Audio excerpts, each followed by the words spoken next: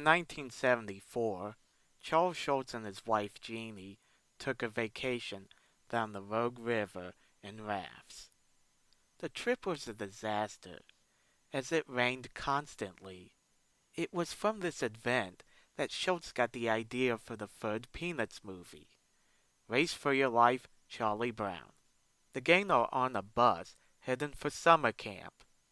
After a brief stop, Charlie Brown gets left behind. He hitches a ride with Snoopy on the back of his motorcycle. I have to say, Snoopy and Woodstock look awesome. After the ride, Charlie Brown asked, "Why can't I have a normal dog like everyone else?"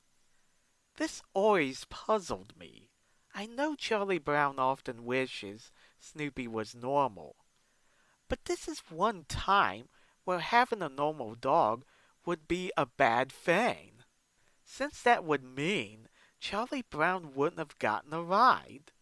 Anyway, once they arrive at camp, they meet some bullies with a vicious cat named Brutus.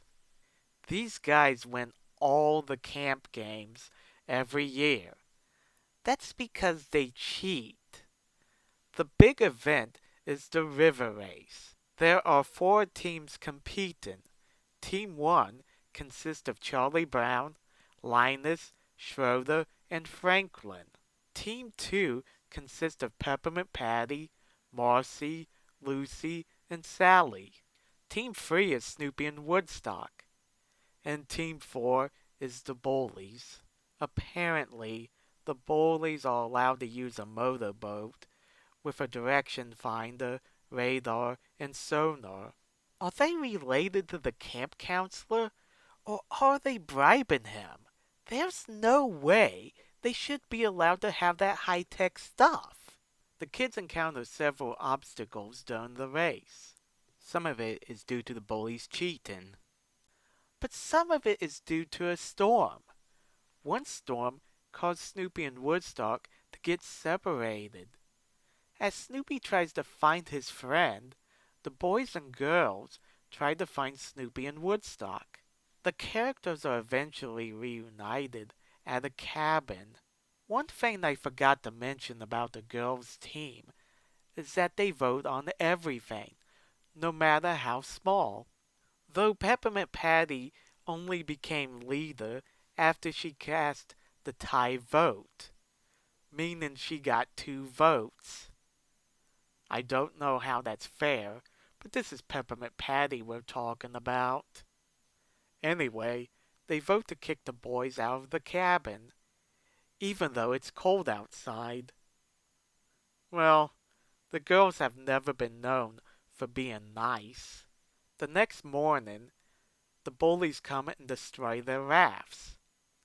So the boys and girls decide to join together. Charlie Brown is appointed leader. He proves to be a very effective leader. In fact, he behaves with more self-confidence than we usually see him. He openly talks back to Peppermint Patty when she's being unfair. He takes his role as leader seriously, and he doesn't let anyone get in his way.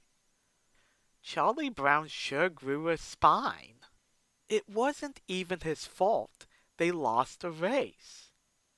The girls accidentally knocked the boys out of the raft as they neared the finish line.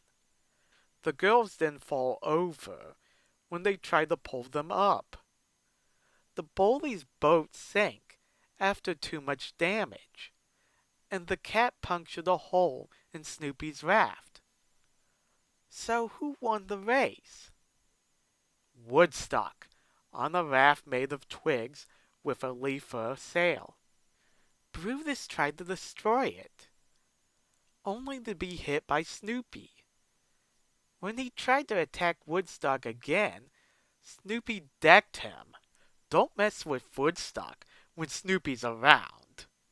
The movie ends with Charlie Brown feeling proud of himself, only to get left behind again. He then hitches a ride with Snoopy and Woodstock. Race for Your Life, Charlie Brown is a great movie. While not the first time we see the characters at summer camp, it was never on such a grand scale. They have to deal with bullies as well as the elements. It felt very exciting to watch them overcome obstacles. I love how the movie gives Charlie Brown a bit of a character arc.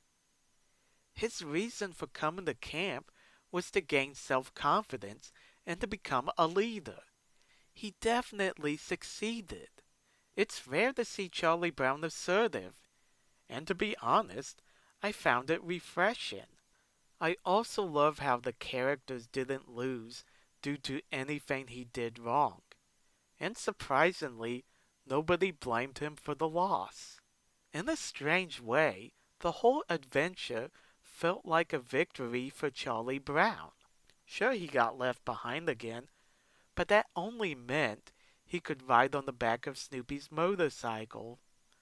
Unlike the previous movies, Race for Your Life, Charlie Brown isn't a musical.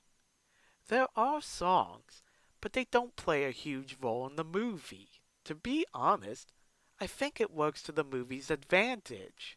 Schultz really knew how to turn a disastrous vacation to his advantage. Thanks for watching. Let me know in the comments section what you guys think. And don't forget to like and subscribe. See you later.